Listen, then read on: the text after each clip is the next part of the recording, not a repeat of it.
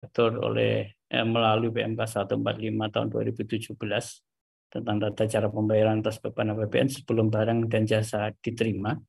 Ini didasari oleh beberapa peraturan mulai UU nomor 1 tahun 2004 tentang perbendaharaan, kemudian PP nomor 45 dan perubahannya terkait dengan tata cara pelaksanaan APBN, kemudian Perpres 16 dan perubahannya tentang pengadaan barang dan jasa, yang khusus pada siang hari ini kita akan bahas terkait dengan peraturan Menteri Keuangan nomor 145 tahun 2017 tentang tata cara pembayaran atas beban APBN sebelum barang atau jasa diterima. Bapak Ibu sekalian, berdasarkan Undang-Undang Perbendaharaan, bahwa prinsip pengeluaran negara itu dilakukan apabila barang dan jasa sudah diterima. Jadi negara nggak mengambil risiko. Barang diterima dulu, baru dibayar. Nggak ada kita melakukan pembayaran, kemudian barang baru diserah terimakan. Nah, namun demikian, terdapat sedikit pengecualian, di mana di sana diamanatkan di PP, dan kemudian di PP 45 dijabarkan bahwa terdapat jenis kegiatan yang dapat dilakukan pembayaran sebelum barang dan jasa diterima dengan menyerahkan jaminan. Jadi bisa dibayarkan tetapi menyerahkan jaminan, di mana jaminannya nanti ini ada 3 jenis jaminan. Ya. Kemudian tata cara pembayaran dalam bentuk jaminan diatur dalam PMK di PP 45 seperti itu diamanatkannya, dan menyikapi hal tersebut terkait dengan kebutuhan stakeholder, di mana di dalam prakteknya ada transaksi-transaksi yang menghendaki seolah-olah pembayaran harus dilakukan terlebih dahulu, baru Satker menikmati atas layanan itu. Ya, misalnya terkait dengan pembelian jurnal ilmiah, belanja online, pembayaran penambahan jasa listrik, tenaga listriknya dari PLN, kemudian beasiswa dan beberapa yang lainnya. Di mana terkait hal tersebut kita perlu mengatur tata kelolanya, yang mana itu menjadi latar belakang di khususnya PMK nomor 145 tahun 2017, di mana perubahan tata kelola, di mana beberapa yang diatur mengenai ketentuan persyaratan jaminan untuk menghindari jaminan tidak bisa dicarikan tadi sudah secara rinci disampaikan oleh Pak Antonius. Kemudian penyelesaian piutang negara jika terjadi gagal klaim, dan juga kewenangan dan tanggung jawab dalam penatausahaan jaminan. Bapak Ibu sekalian, ini adalah beberapa jenis transaksi yang bisa dilakukan pembayaran terlebih dahulu walaupun barang atau jasanya belum diterima. Tetapi ada syaratnya, yaitu menyertakan jaminan tadi. Antara lain terkait dengan pembayaran uang muka kerja, kemudian sewa menyewa, asuransi atau pengambil alih risiko, kemudian pembayaran untuk beasiswa, kemudian pekerjaan pemeliharaan retensi yang nanti lebih detail lagi kita bahas terkait dengan retensi ini, kemudian penambahan daya listrik, pembelian jurnal asing, ya, dan pengadaan secara online. Bapak sekalian, terkait dengan pembayaran terhadap transaksi-transaksi tersebut, terdapat 3 bentuk jaminan. Ya. Yang kita kenal saat ini yang paling familiar adalah surat jaminan, ya, bisa dalam bentuk garansi bank, ya, yang diterbitkan oleh bank umum, atau jaminan surety bond yang jaminan-jaminan yang diterbitkan oleh misalnya perusahaan asuransi maupun perusahaan penjaminan. Ada juga jaminan yang berupa SPK PBJ, surat pernyataan kesanggupan penyedia barang dan jasa. Nah, ini untuk apa saja nanti? Dan juga terkait dengan jaminan berupa komitmen. Tadi kan ada beberapa jenis transaksi ya. Tidak semuanya menggunakan jaminan yang berupa bank garansi atau jaminan yang diterbitkan oleh perusahaan asuransi maupun perusahaan penjaminan.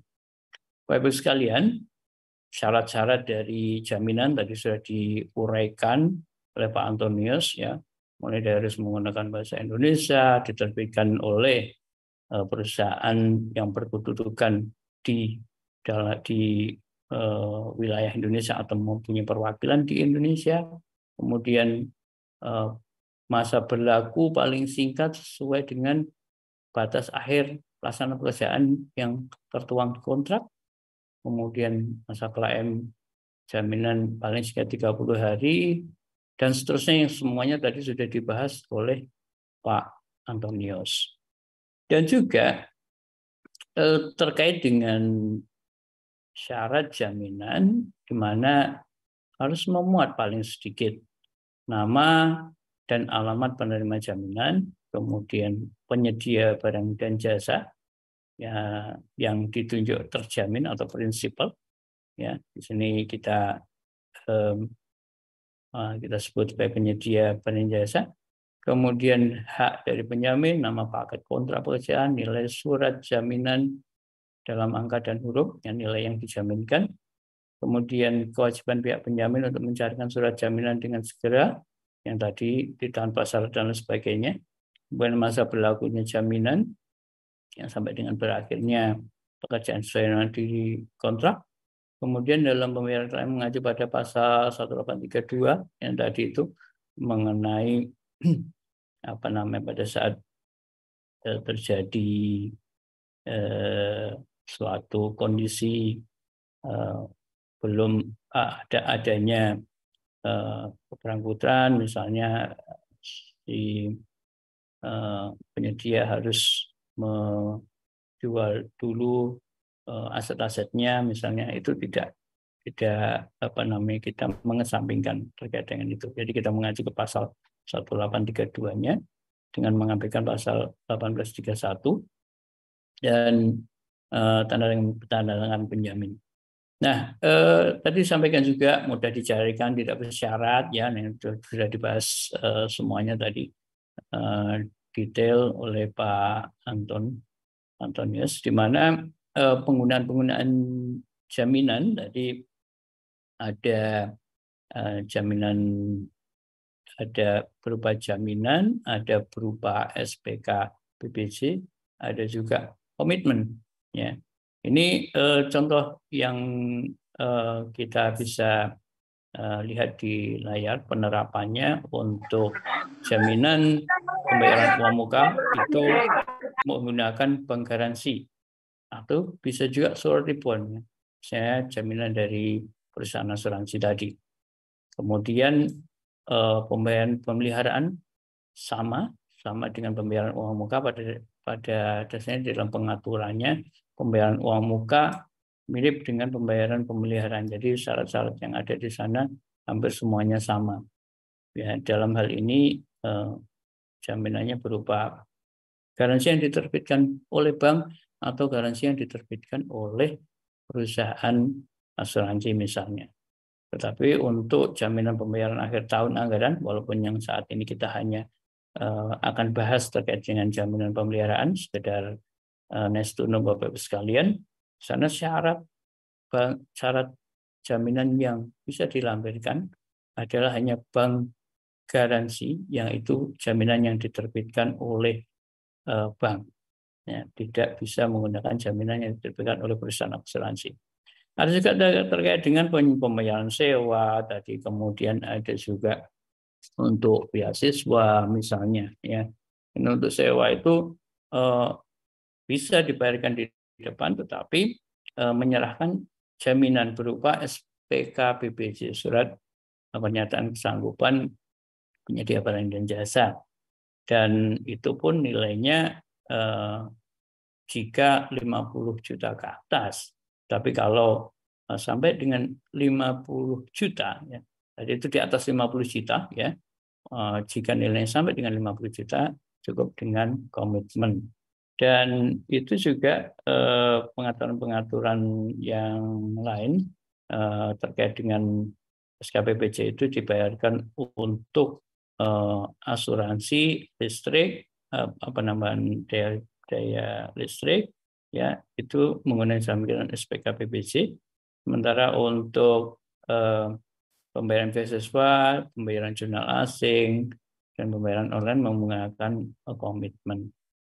Bapak Ibu sekalian, terkait dengan penggunaan jaminan, ini harus dituangkan dalam kontrak. Jadi kontrak maupun sejenisnya, misalnya SPK, itu harus dicantumkan jaminan yang dapat digunakan.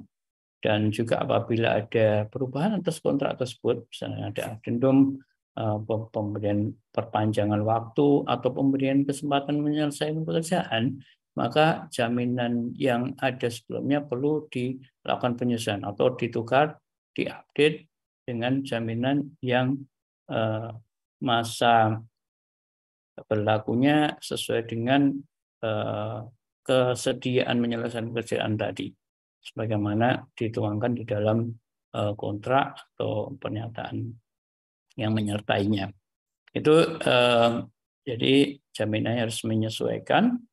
Kemudian terkait dengan pengujian jaminan, di sini kita hanya fokus terhadap jaminan pemeliharaan saja, karena yang dibahas di siang hari ini adalah jaminan pemeliharaan, di mana untuk syarat pengajuan pembayaran di pencairan APBN, ya, sini saya hanya menyampaikan terkait dengan APBN, dan untuk APBD mohon menyesuaikan yang pada umumnya mirip, ya, hanya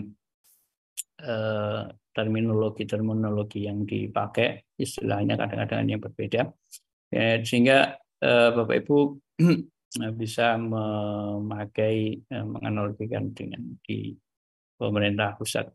Terkait dengan jaminan pemeliharaan, cara penggunaan itu digunakan atau dilampirkan pada SPP, surat permintaan pembayaran, dan SPM. Dan di sini dilampiri surat pernyataan bahwa jaminan telah sesuai dengan kriteria dalam PMK. Jadi tadi di kriteria yang disebutkan mudah dicairkan, unconditional tadi, itu sudah harus terpenuhi, di mana harus disertai surat pernyataan di sana. Kemudian pengujian dilakukan oleh PPSPM, di mana PPSPM melakukan pengujian lampiran dari SPPSPM untuk diterbitkan nanti SPM-nya, termasuk menguji jaminannya, di mana pada saat menerima jaminan ini tidak kemudian langsung percaya saja, tapi ada kewajiban untuk mengkonfirmasi keaslian dan keabsahan dari jaminan ini. Di mana konfirmasi itu dilakukan secara tertulis kepada bank atau perusahaan penerbit jaminan atau melalui website resmi penerbit jaminan. Dan juga untuk beberapa jenis jaminan tertentu, misalnya untuk pembayaran akhir tahun, bisa dilakukan konfirmasi melalui sistem interkoneksi terhadap bank-bank yang telah bekerja sama dengan Dijen Perbendaharaan untuk penyelenggaraan penerbitan garansi bank secara elektronik. Bapak Ibu sekalian, terkait dengan pengujian tersebut, apabila kemudian nanti tidak ada permasalahan, jadi di sini pengujian ini apabila tidak ada permasalahan bisa diteruskan penyampaian SPM-nya kepada KPPN. Sementara untuk jaminannya sendiri ditata usahakan atau disimpan oleh PPSPM. dan nanti akan dikembalikan paling lambat 14 hari apabila tidak ada atau syarat-syarat yang ada di kontrak sudah terpenuhi, kewajiban-kewajiban yang sudah terpenuhi, di mana tidak ada permasalahan yang kemudian bisa dibuat BSC dan paling lambat 14 hari harus dikembalikan kepada rekanan melalui PPK. Ini disampaikan bahwa penatausahaannya dilakukan atau disimpan di PPSPM, tetapi untuk klaimnya nanti yang melakukan untuk jaminan pemeliharaan itu yang melakukan adalah KPA atau PPK. Dan pengembalian jaminan pemeliharaan, nah ini tadi setelah PPK melakukan klaim, paling lambat 14 hari kerja, penerbit jaminan harus membayarkan kepada dalam hal ini PPK. Dan setelah berita acara tentang penyelesaian pengerjaan PAPP pemeliharaan dan atau bukti penyetoran pengembalian ke kas negara diterima. Jadi di sini apabila ada PAPP berarti pekerjaan atau tugas dari penyedia telah selesai, telah bisa melewati masa retensi, atau juga adanya penyetoran pengambilan kas negara, maka penggaransi ini bisa dikembalikan kepada penyedia. Selanjutnya, apabila terjadi prestasi, di mana prosedur yang harus kita lalui antara lain ada penerbitan surat pernyataan prestasi, di mana menindaklanjuti ini dilakukan pemutusan kontrak, ya. Dan juga perlu ditetapkan surat penetapan nilai pengembalian. Berapa yang harus dikembalikan? Nah, ini kan yang dikembalikan ini tentunya kan tidak kemudian full, tidak selalu full sebesar nilai jaminan tersebut, ya. Baik itu jaminan pembayaran maupun jaminan pemeliharaan, ya.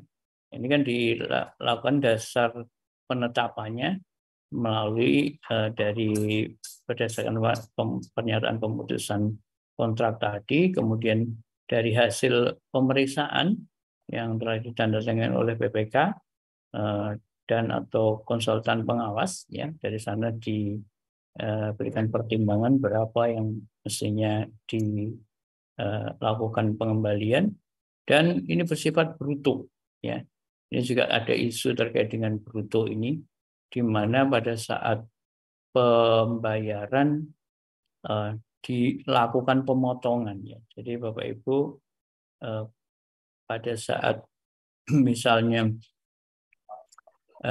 pekerjaan selesai 100%, ya, dan dibuat PHO, di sana bisa dibayarkan 100%, manakala penyedia menyerahkan jaminan retensi 5%.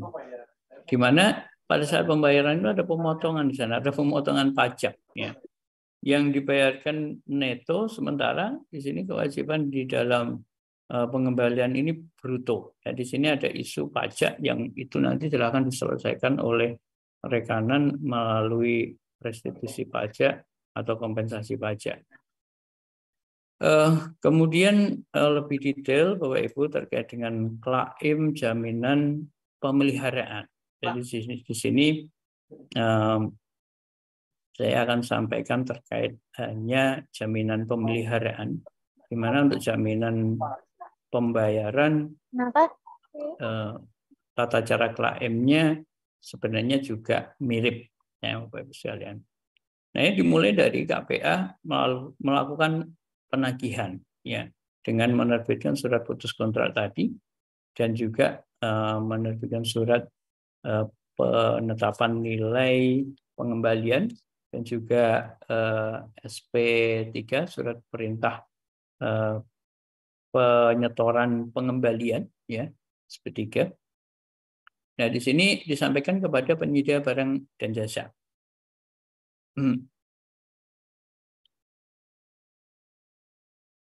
Nah, apabila kemudian PBJ melakukan penyetoran paling lambat 7 hari setelah penyampaian surat putus kontrak dan dokumen yang menyertai itu, maka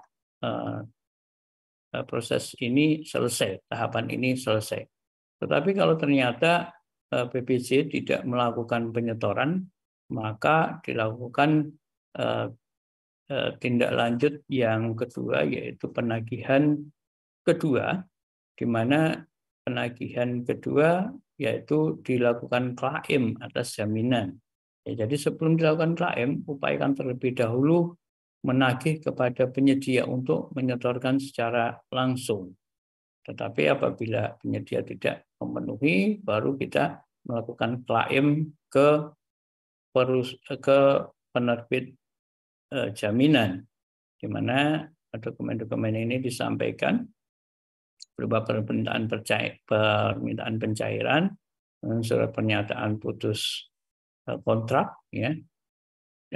Di sini juga penjamin tidak boleh mempersyaratkan hal-hal tadi yang disampaikan oleh Pak Antonius, ya. Jadi ini harus mudah dicairkan, ya.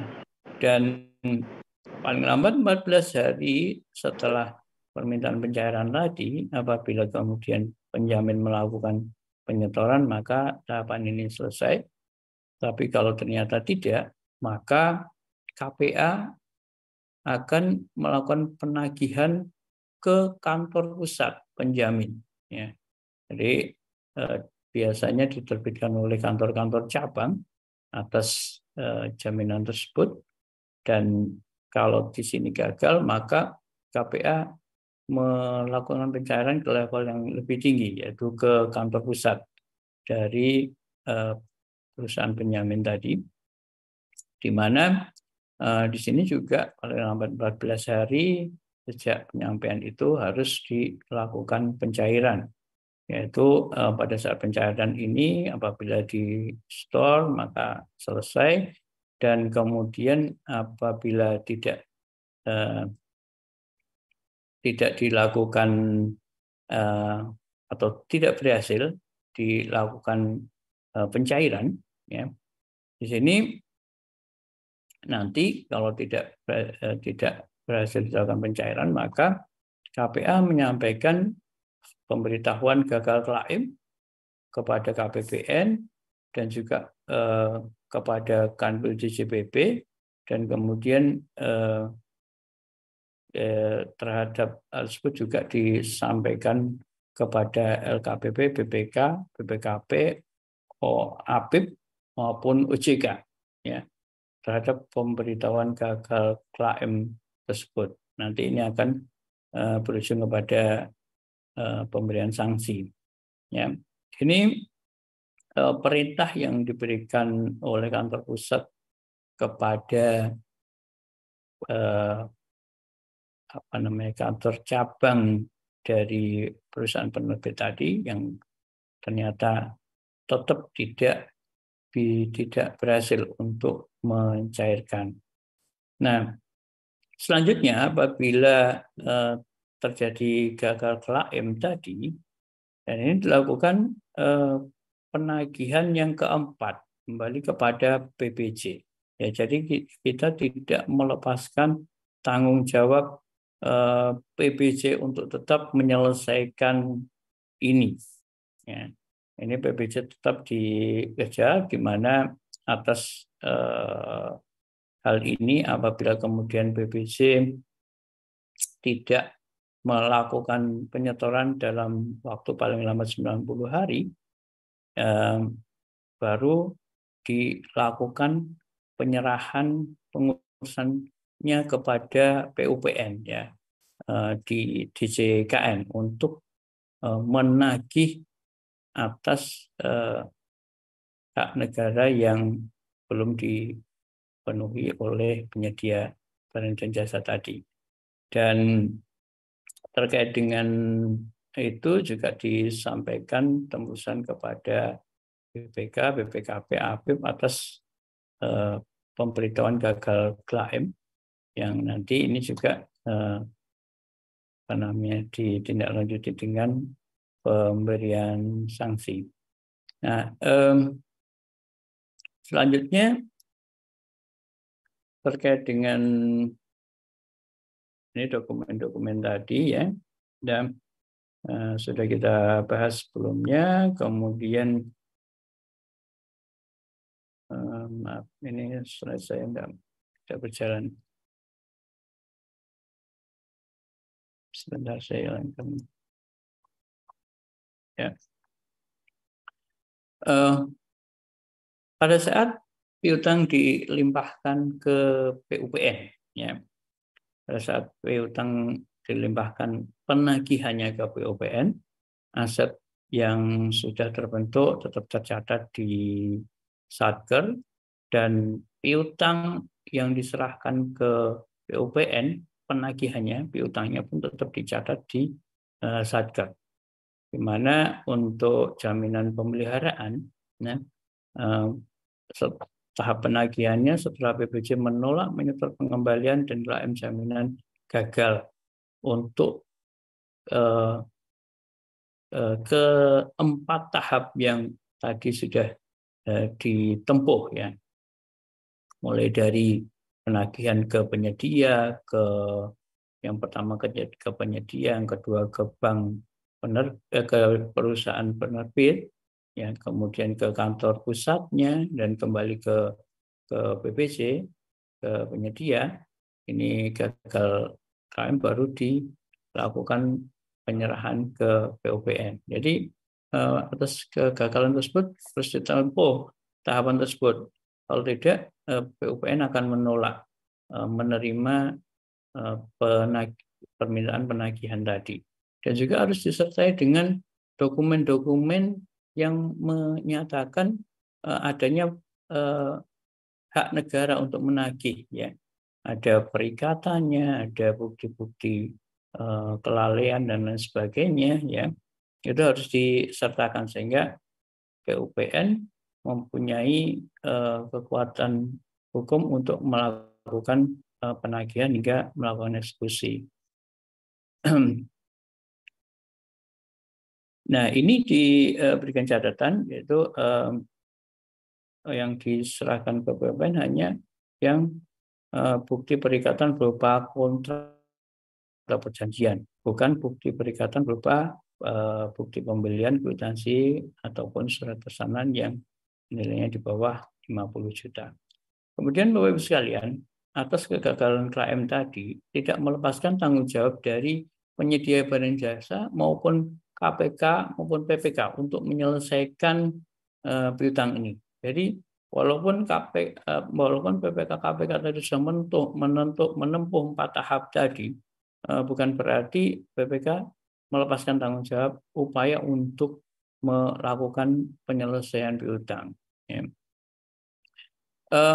Dan juga tadi sanksi juga diberikan baik kepada penjamin atau perusahaan penerbit jaminan tadi yang apabila menolak melakukan pembayaran atas adanya wan prestasi, dan itu nanti surat jaminan dan penjaminan tidak bisa digunakan untuk jaminan pembayaran oleh KPPN. Jadi bank penerbit ini di blacklist di KPPN, ya, dicantumkan di daftar atau di website KPPN, ya, khususnya terkait dengan terkait dengan jaminan pembayaran. Tapi tidak terlepas dengan jaminan pembayaran akhir tahun, ya. Apabila terhadap jaminan yang disimpan di tata usahakan oleh PPK maupun PPSPM atas kelalaian tidak melakukan pembayaran ini, tetap akan diberikan sanksi, ya. Di KPPN tidak akan diterima penerbitan penerbitan jaminan oleh perusahaan tersebut untuk keperluan lain, ya, akan dilakukan penolakan di KPPN. Demikian juga terkait dengan PPJ-nya, ya, itu akan di blacklist, ya, diberikan sanksi sesuai dengan peraturan perundangan mengenai pengadaan barang dan jasa, ya. Nah, misalnya PPJ tersebut mengajukan pengajuan uang muka kerja yang mana sebelumnya pernah terjadi permasalahan terkait itu, maka tidak akan lagi diberikan uang muka kerja walaupun dengan jaminan yang lain, jaminan yang diberikan oleh bank lain. Dan terkait dengan pengembalian atau setoran kas negara itu dilakukan di setor ke kas negara sebagai pengembalian belanja apabila dilakukan di tahun anggaran berjalan sebelum berakhirnya tahun anggaran berkenaan, itu karena sebelumnya sudah dibayarkan menggunakan realisasi anggaran, kemudian pada saat ada pengembalian ini dikembalikan sebagai pengembalian belanja, yaitu akun pengembalian belanja, dan kemudian apabila dilakukan penyetorannya melewati batas tahun anggaran tertentu, ya, maka pengembaliannya dibukukan sebagai penerimaan kembali belanja tahun anggaran yang lalu, penerimaan kembali belanja TAYL. Dan itu kemudian apabila terdapat kelebihan setoran, ya, jadi atas setoran yang dilakukan kadangkala tidak menutup kemungkinan adanya kesalahan hitung sehingga kelebihan yang dikembalikan ke kas negara lebih besar dari yang seharusnya, maka itu pun bisa dilakukan permintaan kembali. Ya, permintaan kembalinya nanti silakan diajukan, di mana apabila dilakukan di tahun anggaran berjalan itu menggunakan mengurangi penerimaan yang saat sebelumnya dilakukan melalui pengembalian belanja tadi. Tetapi kalau sudah melalui atau lintas tahun anggaran akan diambilkan pengembaliannya dari saldo anggaran lebih. Ya. Itu Bapak Ibu sekalian yang dapat saya sampaikan terkait dengan mekanisme mulai dari penerbitan, penggunaan, penatausahaan hingga pengembalian apabila terjadi permasalahan yang menuntut adanya klaim atas jaminan tersebut, di mana Bapak Ibu sekalian berpedoman pada PMK 145 dalam rangka untuk menjaga akuntabilitas dari penggunaan anggaran, ya, di mana di Undang-Undang Nomor 1 Tahun 2004 di pasal 3 dan juga di Perpres 16 pasal 52 di sana dinyatakan bahwa setiap pejabat dilarang untuk melakukan tindakan yang berakibat pada pengeluaran atas beban APBN apabila anggaran tidak tersedia. Ya, anggaran tidak tersedia itu anggaran tidak tersedia di dalam DIPA-nya. Ya, pada saat adanya wan prestasi, kemudian dilakukan klaim atas suatu jaminan, tentu atas perbaikan dari, kalau dalam hal ini jaminan pemeliharaan, atas perbaikan dari kerusakan yang terjadi itu dilakukan oleh penyedia yang lain, ya. Karena penyedia tersebut kan sudah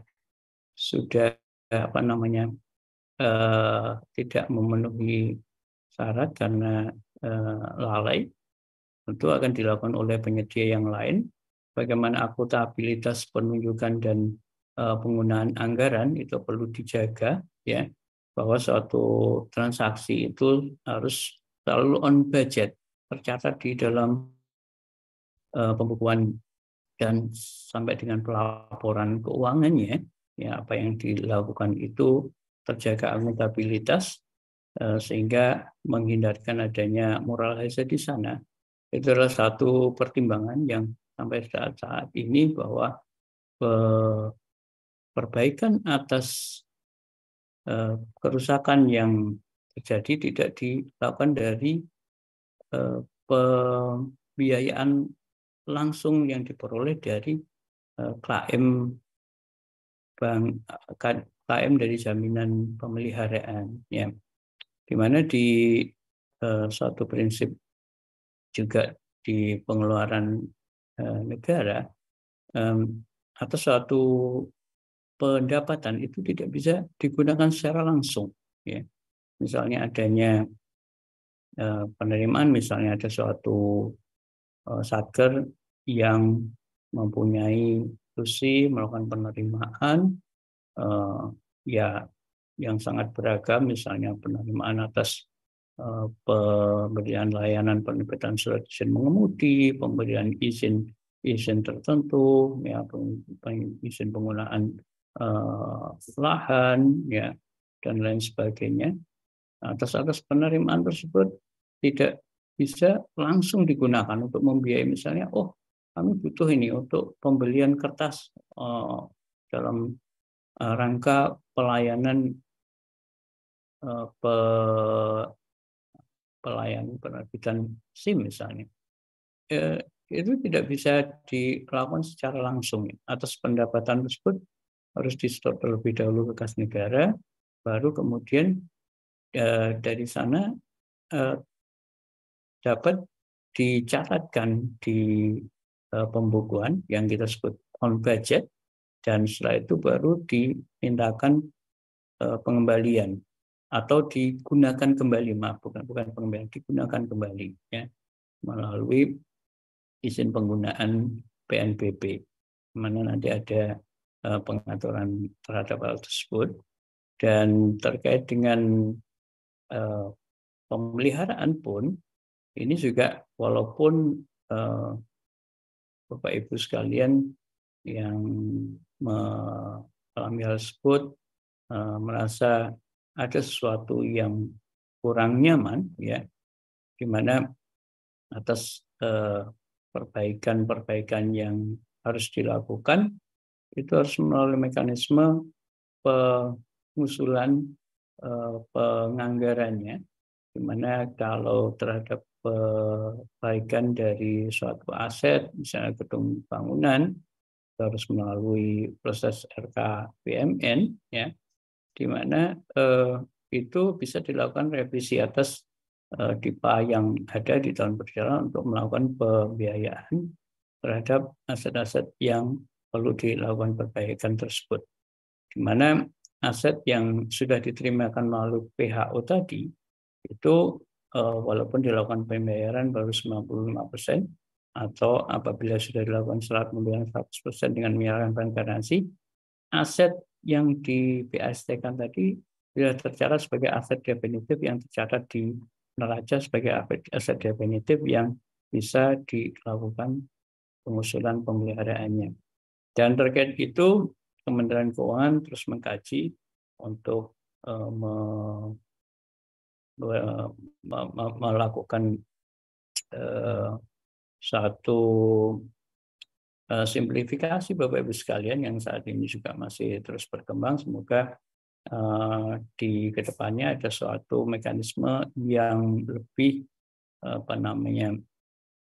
mudah, yang lebih cepat di dalam proses perbaikan terhadap kerusakan-kerusakan yang mungkin terjadi, dengan tanpa mengabaikan akuntabilitas dari pelaksanaan pekerjaan tersebut. Demikian Bapak Ibu sekalian, beberapa hal yang mungkin dapat kita diskusikan lebih lanjut